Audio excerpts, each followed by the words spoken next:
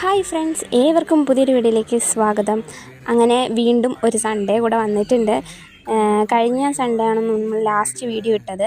അപ്പോൾ ഒരാഴ്ചത്തെ ഗാർഡൻ അപ്ഡേറ്റ്സൊക്കെയാണ് ഇന്നത്തെ ഈ വീഡിയോയിൽ. പിന്നെ നമ്മുടെ ആകാശമുല്ല നന്നായിട്ട് തന്നെ വളർന്നിട്ടുണ്ട്. പിന്നെ നമ്മുടെ 10 മണി ഇന്ന് പള്ളിയിൽ നിന്ന് വന്നപ്പോൾ വന്ന് കുറച്ച് റെസ്റ്റൊക്കെ എടുത്ത് കുറച്ച് വെയിലൊക്കെ ആയതിന് ശേഷമാണ് മുകളിലോട്ട് ടെറസിലോട്ട് കയറിയത്. അപ്പോൾ തന്നെ നമ്മുടെ 10 മണിയൊക്കെ വിരിഞ്ഞ് നിൽപ്പുണ്ട്.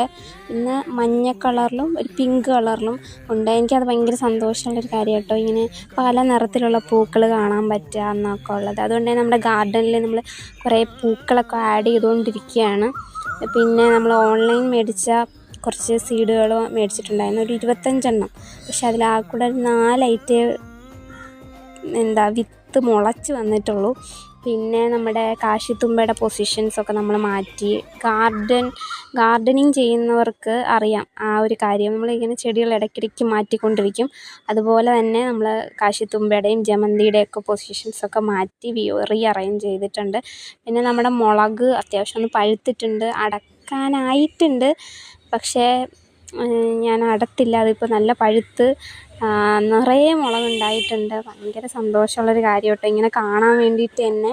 പിന്നെ ഞാൻ ഇടയ്ക്ക് അമ്മാമ്മയുടെ വീട്ടിൽ പോയിരുന്നു. അവിടെ നിന്ന് അമ്മാമ്മ എനിക്ക് എൻ്റെ ഗാർഡനിൽ ആഡ് ചെയ്യാൻ വേണ്ടിയിട്ട് കുറച്ച് മീൻസ് 2 ഫ്ലവർ പ്ലാന്റ് തന്നിട്ടുണ്ട്. ജമന്തിയും അഡീനിയവും 2 പ്ലാന്റ്സാണ് കിട്ടിയിട്ടുള്ളത്.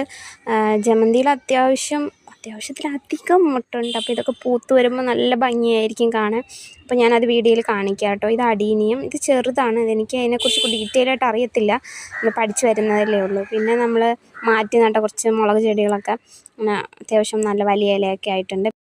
പിന്നെ കുറച്ച് കാശിത്തുമ്പ നമ്മൾ നട്ടിട്ടുണ്ടായിരുന്നില്ല, അതൊക്കെ പൂവൊക്കെ കഴിഞ്ഞിട്ടുണ്ട്. പൂ കഴിഞ്ഞതൊക്കെ ഞാൻ മാറ്റി വെച്ചിട്ടുണ്ട്. വിത്തിനെടുത്തിട്ട് നമുക്കതിനെ റീപോർട്ട് ചെയ്യാം. അത്രയേ ഉള്ളൂ.